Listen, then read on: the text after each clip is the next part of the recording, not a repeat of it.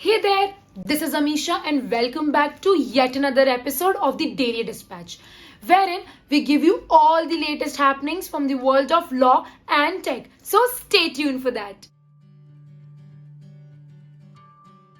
Let's kickstart today's episode with some news on cybercrime.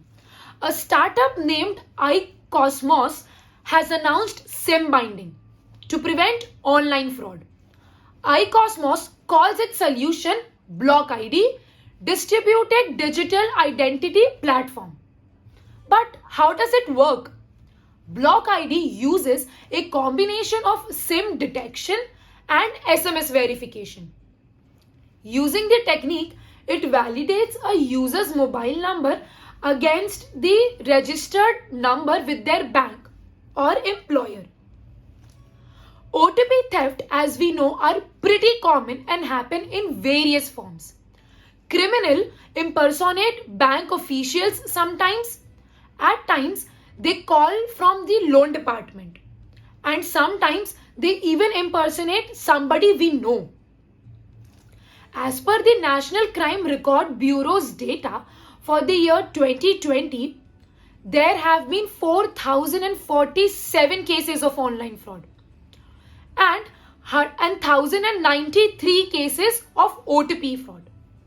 Let's hope SIM bundling can help minimize cybercrime. The second news for today is unbelievable. For a refreshing change, Meta has banned a number of cyber mercenary groups from Facebook. It is also alerting at least 50,000 people who were targets of these groups. Yes, you heard it right.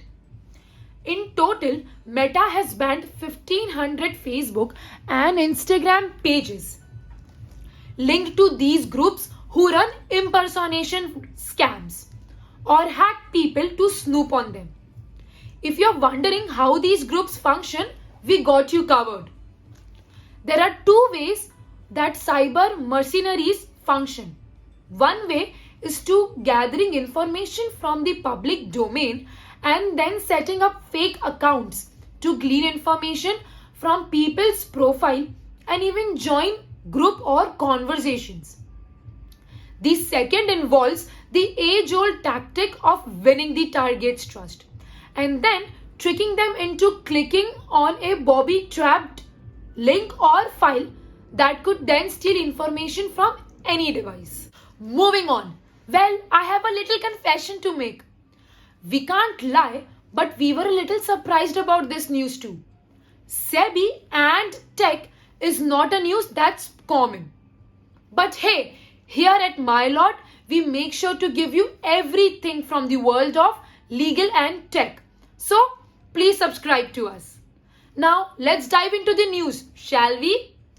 SEBI has instituted an advisory committee for leveraging regulatory and technology solutions. What will this committee do?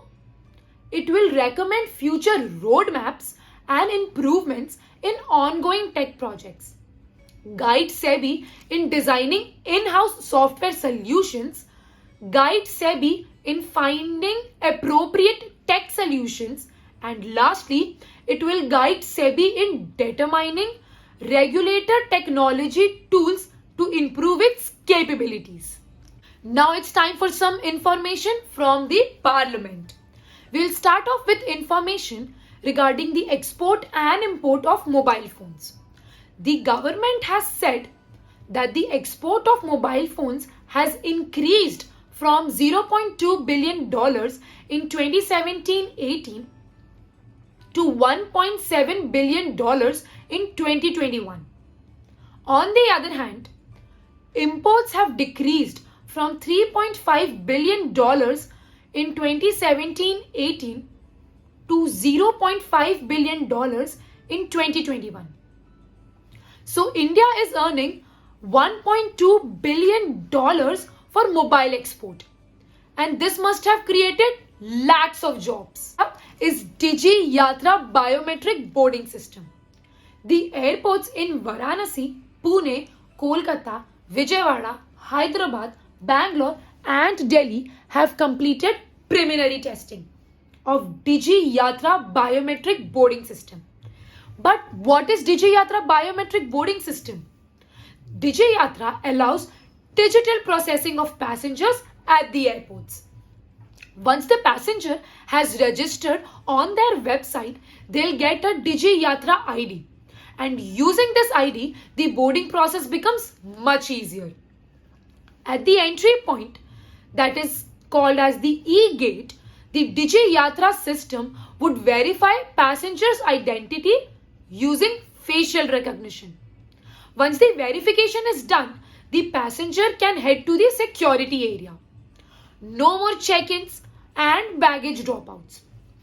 Now, while speaking of baggage, there will be a self-bag drop facility available. The project is expanding in a phased manner and will be tested at more airports in the year of 2022. But we are more concerned about the privacy of the passenger. Well, let's hope it is voluntary. Okay, this is the last news for today's episode, I promise. Have you ever wondered why Western Union doesn't directly pay into your bank accounts? Well, it's about to happen. The Western Union and NPCI International have signed an MOU to pay out real-time bank accounts in India.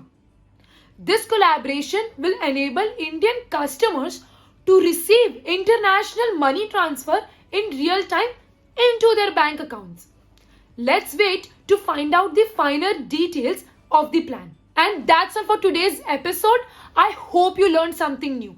And if you did, please subscribe to our channel and hit that bell icon for daily news from the world of law and tech. This is Amisha and I'll see you next week. Bye.